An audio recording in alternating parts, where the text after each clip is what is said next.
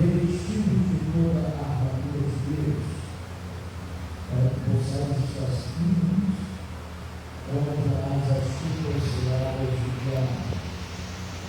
Porque não temos que lutar contra a carne e o sangue, mas sim contra os principados, contra as potestades, contra os príncipes das trevas desse século, contra as hostes espirituais amalvadas nos lugares celestiais. Portanto, tomai toda a armadura de Deus, para que possais resistir no dia mau. Tomai toda a armadura de Deus, para que possais resistir no dia mau. E havendo feito tudo, ficar firmes. Estáis firmes, tendo cingido vossos lombos com a verdade, e vestir a couraça da justiça, e calçar os pés na preparação do evangelho da paz, tomando sobre tudo o escudo da fé, com a qual podeis apagar todos os dados do amado inimigo. Tomando também o capacete da salvação e a espada do Espírito e a palavra de Deus. Orem em todo o tempo com toda oração e súplica do Espírito, e dando isso com toda a perseverança e súplica para todos os santos. E por mim, para que me seja dado uma vida boca na palavra de confiança, para fazer notório o mistério do Evangelho, pelo qual sou embaixador de cabelos, para que possamos falar livremente como convém falar. Amém? Amados, essa carta escrita aos Efésios, juntamente com a carta escrita à igreja aos Colossenses, aos Filipenses e Filemão, são as cartas que Paulo escreveu quando esteve preso em Roma, na sua primeira prisão domiciliar. Nós vamos perceber que a carta que foi escrita a essa igreja, ela traz alguns ensinos importantes para nós. Você vai observar, ao fazer a leitura, que Paulo ele vai dar ênfase às bênçãos espirituais. Se nós formos no versículo 3 do capítulo 1, Paulo vai escrever dizendo: bendito Deus e Pai de nosso Senhor e Salvador Jesus Cristo, que nos abençoou com todas as sortes de bênçãos espirituais nas regiões celestiais em Cristo Jesus. Paulo escreve acerca das bênçãos espirituais, ele vai falar acerca do perdão de pecados, que é uma bênção espiritual. Ele vai falar acerca da adoção que nós passamos a ter como filhos, isso é bênção espiritual. Ele vai falar acerca da conversão em Cristo Jesus, que é uma bênção espiritual. E ele também vai tratar acerca do selo com o Espírito Santo, que é o penhor da nossa herança, que é uma bênção espiritual. E essas bênçãos espirituais relatadas por Paulo, diz que são resultado da obra de redenção de Jesus através da cruz, na qual ele fez que a igreja se assentasse nas regiões celestiais com autoridade para poder governar juntamente com Cristo. A carta também traz as responsabilidades e as implicações de nós sermos um cristão verdadeiro, de sermos a igreja de Cristo. Nós vamos observar que nessa carta Paulo trata acerca de teologia, porque essa carta é uma carta eclesiológica, mas você vai perceber também que ela trata acerca de prática. Por quê? Porque conhecimento sem prática vai se tornar heresia, hipocrisia. Então, conhecimento sem prática torna-se uma hipocrisia. E Paulo, nessa carta, de forma equilibrada, ele fala sobre doutrina e também fala sobre vida, fala sobre teologia, mas também fala sobre ética. Então, ao fazer o estudo dessa carta, você percebe que nos 3 primeiros capítulos, Paulo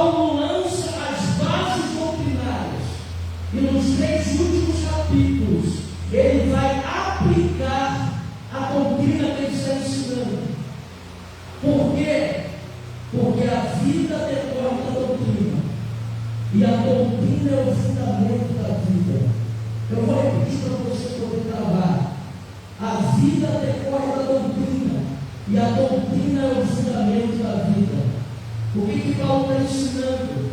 Paulo está ensinando a forma equilibrada de ter doutrina certa e viver também uma vida certa. É nesses capítulos que nós vamos ver tudo isso. Nos 3 primeiros, ele fala sobre a doutrina. Nos 3 últimos, ele aplica a doutrina. E aqui no capítulo 6, é onde nós vamos tratar, a partir do versículo 10, Paulo vai falar acerca da caminhada cristã como uma guerra. A nossa caminhada como cristãos é uma guerra. Por quê? Porque a igreja ela vai encontrar oposição nesse mundo para poder viver a plenitude das bênçãos espirituais que nos foi otorgada. Então a guerra é justamente por isso, missionário Solange. É o opositor querendo nos impedir de desfrutar das bênçãos espirituais que já nos foram otorgadas.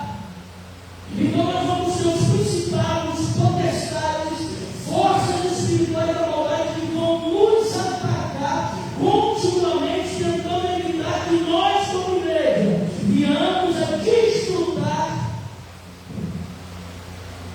da vida, das bênçãos que nos foi dado em Cristo Jesus. Então nós precisamos ter ciência que o mundo espiritual é real. Nós precisamos ter ciência como igreja que o mundo espiritual é um campo de batalha, aonde o nosso adversário trabalha incansavelmente, criando estratégias e ciladas, criando laços e embaraços. Para quê? Para tentar nos destruir. Então nós precisamos, como igreja, e saber que nós estamos vivendo nessa batalha, estarmos atentos. A Bíblia diz vigilante, e nós não podemos subestimar o poder do nosso adversário. E é por isso que a igreja precisa estar vigilante. Nós estamos em luta sem tréguas. Nós, como cristãos, não podemos levantar a bandeira branca para o inferno.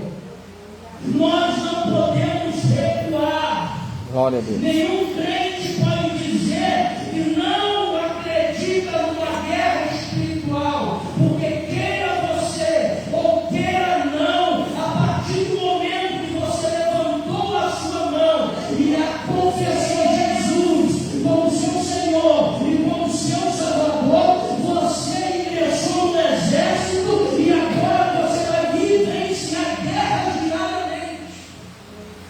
Aleluia! Louvado seja Deus! É por isso que eu digo, a vida cristã, ela não é brincadeira. A vida cristã é questão de vida e de morte. Vida cristã é muito sério. Por que é sério? Porque nós estamos lidando com realidades eternas que determinam o estado futuro de pessoas. É uma responsabilidade muito grande. Pastor Hamilton, nós estamos lidando com realidades eternas que vão nos direcionar o destino de pessoas. Então a igreja de Cristo não é um parque de diversões. Glória. A igreja de Cristo não é um clube social. É um exército. E é dessa forma que o crente precisa enxergar a vida cristã. Não é um parque de diversão, não é um clube social. Nós estamos ingressados no exército de Cristo. Glória. Aleluia. Glória a Deus. Nós não estamos vivendo em berços esplêndidos. Nós estamos vivendo em verdadeiras batalhas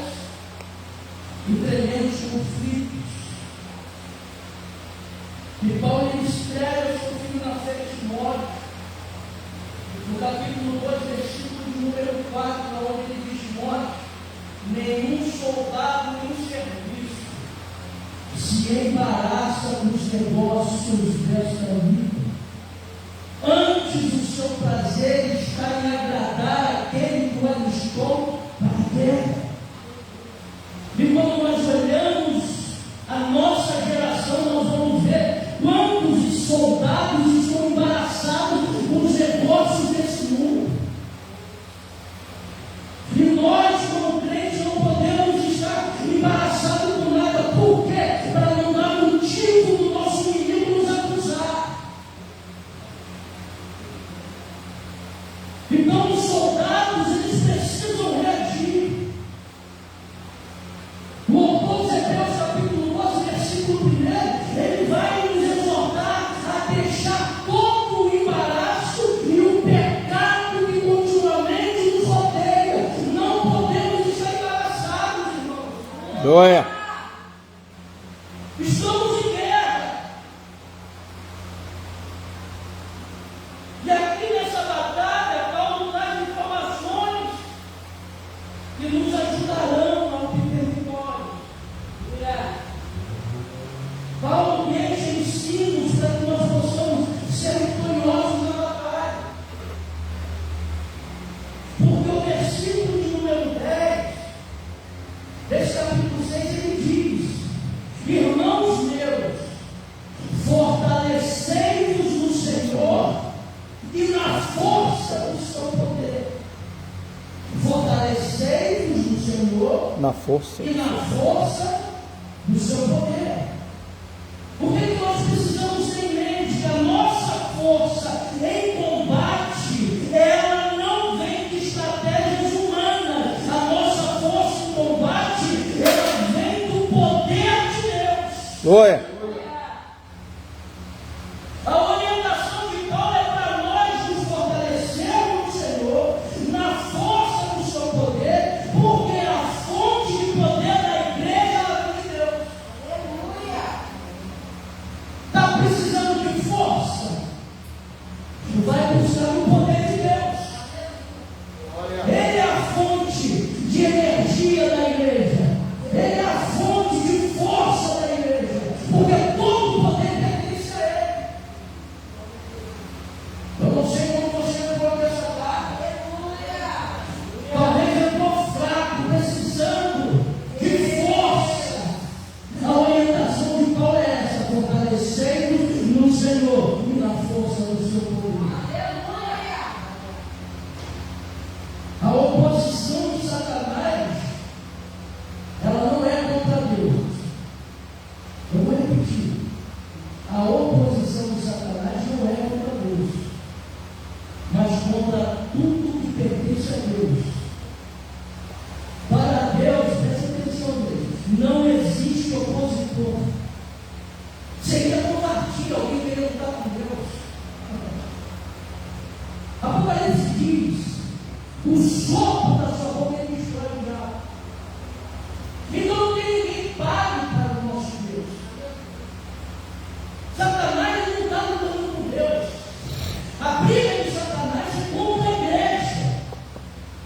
Ele luta contra a igreja. Ele é o opositor da igreja. E a igreja precisa estar fortalecida no Senhor, porque Deus ele opera na igreja e através da igreja. Glória. Você está entendendo? Diga glória a Deus. Glória. Então é dessa força que a igreja precisa. Ela vem através da comunhão com Deus. A força, ela vem através daquilo que nós estamos fazendo aqui nessa tarde, orando. A força, ela vem através dessa palavra que você carrega diariamente. Através desse relacionamento com Deus, que você vai se fortalecer em Deus. No versículo 11, Paulo ele continua, ele diz: revesti-vos de toda a armadura de Deus.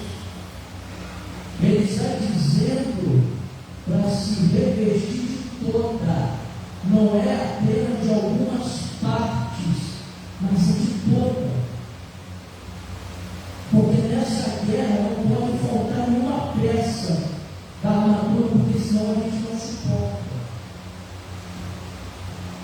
O propósito pela qual ele orienta a igreja a vestir toda a armadura, ela tem um objetivo qual? Nós ficarmos firmes contra as astutas ciladas do diabo. O propósito da armadura é que a igreja, ao ser atacada, permaneça firme em sua posição vitoriosa em Cristo. Quantos de nós aqui somos atacados todos os dias? A nossa luta não é contra carne e sangue. Essa luta ela não é no campo físico, visível, material, ela é no campo espiritual. E se ela é no campo espiritual, eu tenho que ter armas espirituais. As nossas armas físicas, carnais, não vão trazer resultados. As nossas armas de combate têm que ser no mesmo nível. Se a Bíblia é no espiritual, as nossas armas também ela tem que ser no espiritual, para nós lutarmos contra todos os demônios, os anjos caídos. Mas presta atenção. Embora essa armadura esteja à nossa disposição, somos nós que temos que nos apropriar dela. Porque ele está dizendo no versículo 13: tomai, pega, se aproprie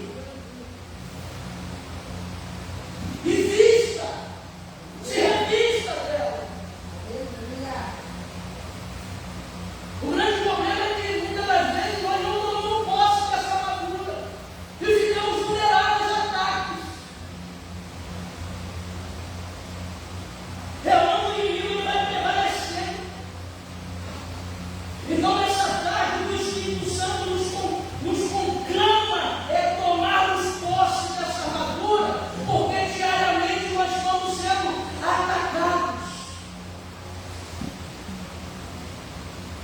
Louvado seja Deus.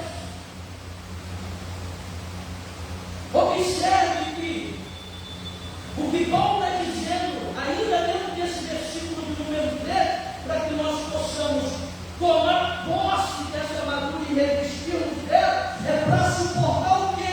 O dia mal. O dia. Se você der um pouquinho atrás, se você quiser uma sentar, no capítulo 5, versículo 16, o que Paulo está nos orientando é para nós revirmos o tempo, é para nós aproveitarmos o tempo, porque os dias são maus. Nesse versículo 16 do capítulo 5, ele está dizendo os dias, está no plural. Então isso me faz entender que todo dia tem que travar batalha. É aquele velho ditado que diz assim: todo dia eu tenho que matar um leão. Isso que Paulo está dizendo no capítulo 5, versículo 16. Mas aqui nesse capítulo 6, versículo número 3, ele está falando de um dia específico. Ele está no singular. No dia mau. E esse dia chega para todos. Ele chega para justos, ele chega para injustos. E esse dia, ele chega de repente, sem mandar aviso. É aquele dia que o inferno se levanta para tentar nos destruir. Aí você acaba dizendo, dentro desse dia que chega, de repente, sem aviso, e você espera assim: eu não vou aguentar. É quando esse dia chega para tentar destruir a sua vida, o seu casamento,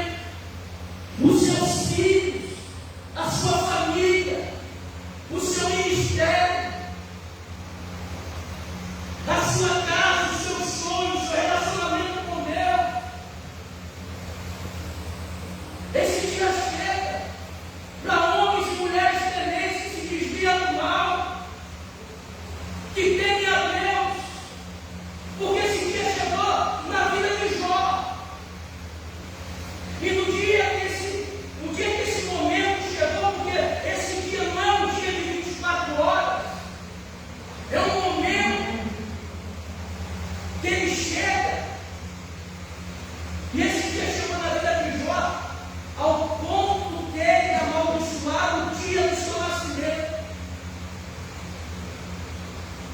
Tamanha foi o que aconteceu na vida dele,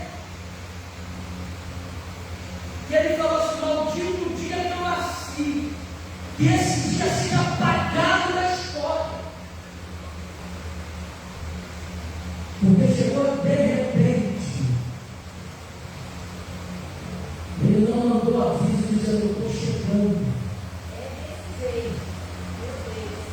Esse dia chegou na vida, sabe de quem? O apóstolo Pedro. Quando Satanás pediu para peneirar ele com o peito. É para esse dia aqui que Paulo está nos orientando como igreja, já estarmos revestidos com toda a armadura de Deus. Preste atenção, Ele não está mandando você vestir a armadura nesse dia, não. Ele está mandando você já estar revestido, para que quando o dia chegar, você já vai estar firme.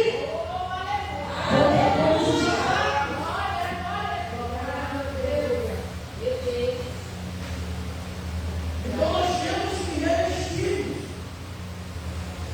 por toda a armadura para suportarmos esse dia.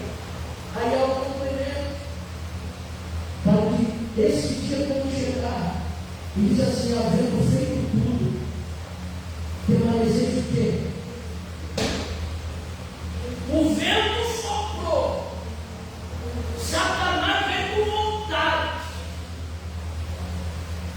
mas eu já estava revestido, bateu e não conseguiu derrubar.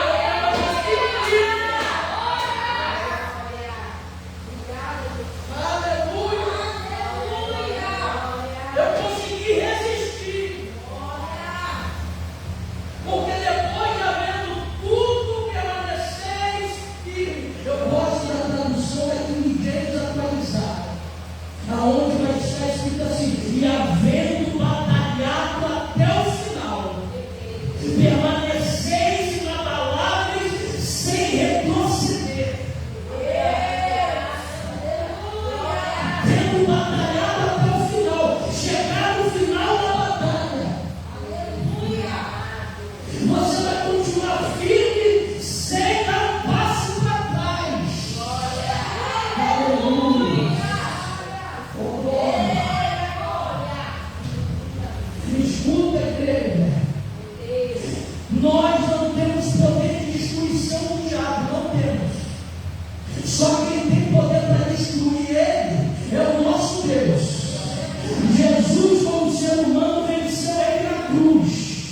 Mas está chegando o dia, e eu digo que na próxima, e ele, como Deus, vai destruir Satanás para sempre. Mas a sua igreja, ele deu armas espirituais para quê? Para que nós possamos resistir até o fim. Se nós não temos poder de destruição do diabo, nós temos armas para poder resistir e irmos até o fim. É por isso que Tiago, no capítulo 7, capítulo 4, versículo 7, ele vai dizer: sujeitai-vos a Deus e resistir ao diabo, e ele fugirá de vós. Então as armas que nós temos é para resistência. Todas as vezes que ele vier nos atacar, você vai resistir. E a da sua resistência tem tudo aquilo que é retirado. Observe comigo que as peças dessa armadura, ela está ligada a conceitos espirituais em relação a Cristo. Primeiro, o cinto é o cinto da verdade. Jesus é a verdade de Deus. A couraça é da justiça. Paulo vai dizer que Jesus é a justiça proveniente de Deus. O escudo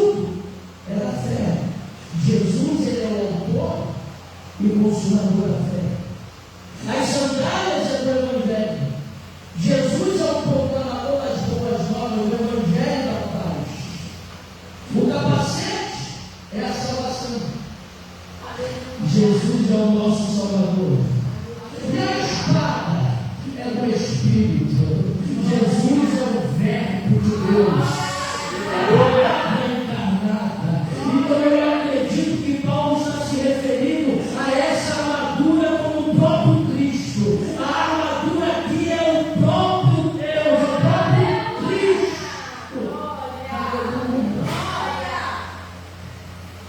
Porque no versículo 10 ele diz assim: fortalecei-vos no.